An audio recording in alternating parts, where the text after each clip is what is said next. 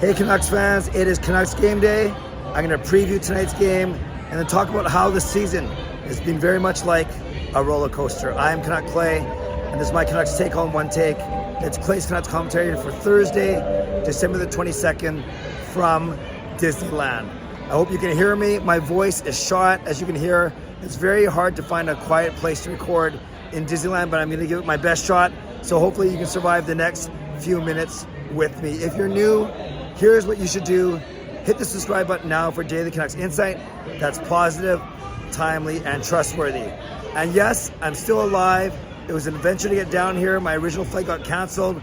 We got out the next day, Monday morning, and then flights started to get canceled for the rest of the day, Monday, and of course all of Tuesday. So we are very blessed to be here in sunny California. It feels like I haven't covered a Canucks game in so long, but I've only missed one. Saturday night I was in town, although I didn't go to the game, and of course the Canucks followed up with another loss earlier this week. But I've only missed one game technically since I've been here in California. For tonight, the Canucks try to get on the winning track. Looks like they'll have Elias Pettersson back in the lineup, thank goodness.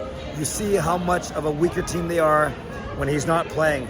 So the way they practiced today was Horvat with Mikheyev and Garland. Then you have JT Miller with Brock Besser and Dakota Joshua. Pettersson, Hsmfangirl, and then a fourth line of Sheldon Dries and Curtis Lazar with Niels Amon. That means Jack Studnicka, likely the extra forward, who's out. Tanner Pearson still recovering from injury.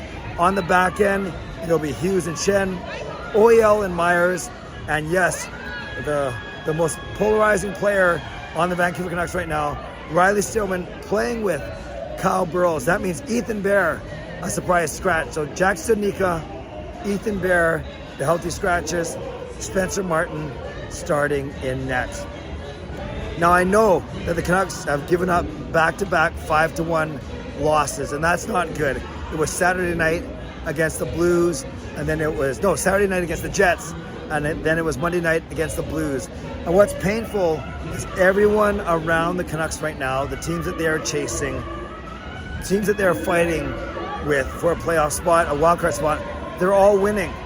Edmonton, Calgary, St. Louis, Nashville. So the Canucks, they've only lost 2 in a row, but they need to get back on the winning track. They are 9 points out of a wildcard spot with 3 games in hand. So if they win all 3 of those games, it looks a little bit better, but still they are on the outside looking in. And what's crazy is twice in the past 3 weeks, the Canucks have got to 500 only to lose 2 straight. And they fight back to 500 only to lose 2 straight. And that's why this season has been very much like a roller coaster. You can tell I thought about this a lot to try and analogize it to where I am in California in Disneyland. Okay, so with a roller coaster, you obviously have highs and you have lows. A high, I would say, was when the Canucks beat Vegas and Colorado back to back. A low, let's go with the 7-game losing streak to start off the season. In a roller coaster, there are ups and there are downs. Vancouver, how about the ups of winning? There's a part where they, I think, won 5 out of 6 or 8 out of 11 or whatever it was to fight their way back to 500. The downs, every time they get to that 500 spot, they lose a couple games to push them further behind in the playoff race. Some other downs would, I'd say, injuries to key players like Elias Pettersson. We see how much weaker of a team we are without him. And there are thrills, of course, on a roller coaster. How about that Montreal game, that 7-6 victory at home against Montreal a few Mondays ago? So yes, of course you can say this about every team, about every sport, but there are ups and downs, highs and lows when it comes to following a sports team. What concerns me the most, my friends, is the Canucks are not difficult to play against, especially when you remove Pettersson from the lineup. But the Canucks simply aren't that difficult to play against, and we see that from their very, very bad home record. Away, the Canucks maybe less distractions, maybe they feel like they have nothing to lose. Somehow they play a lot better away from home than they do at Rogers Arena. I don't buy it's the pressure of the home crowd or that they're afraid they're going to make a mistake. I just simply, it might be a bit of coaching, it might be a bit of personnel, but usually at home, it's called home ice advantage because you have your home crowd, you have last change and all those things.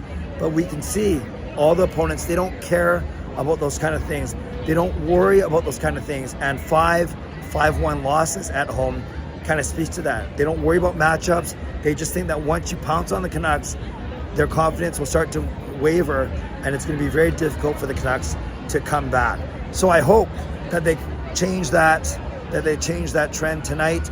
I hope that they do it against a team that's much higher than them in the standings, but they have to start beating Pacific Division teams. They have to start beating Western Conference teams if they have any hope of scratching, clawing, fighting their way back to a playoff position. So Canucks fans, let me know your score prediction for tonight's game. I know it hasn't worked 35 games in the season, but I'm still going to go 4-2 Canucks. I know it hasn't happened yet, but I'm going to go 4-2, and I can say Pettersson, in his first game back after missing a couple, will score the first goal. Give me your score prediction.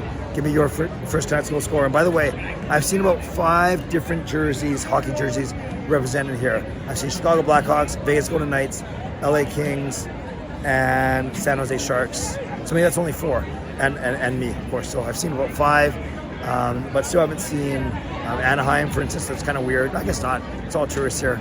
And then hardly any teams from the East, of course. So Canucks fans, just wanted to check in and say hello. Hope you miss me. I miss you a lot. Thank you for supporting me on this channel, even when I don't post every day. Hopefully a little more regular as the trip ends. And I'm back on Sunday, on Christmas Day, if all goes well. So give me a score prediction. Give me a first Canucks goal score. And let me know how you've been doing. Let me know in the chat, and I'll do my best to reply to as many of the comments as I can later today. Shout out to my sponsors, Advanced State Experts Real Estate, Perform and Transform, Personal Training and Weight Loss. Thank you to legendary Lucas Gates, legendary Justin Credible, legendary Andrew Chang, Hall of Fame members and franchise members as well. I appreciate all of you. I'm going to give you one last look at the sights and sounds of Disneyland, and then I'm going to sign off. So stay safe, stay healthy, take care of yourselves, and take care of each other. Have a great day. God bless, and go Canucks go.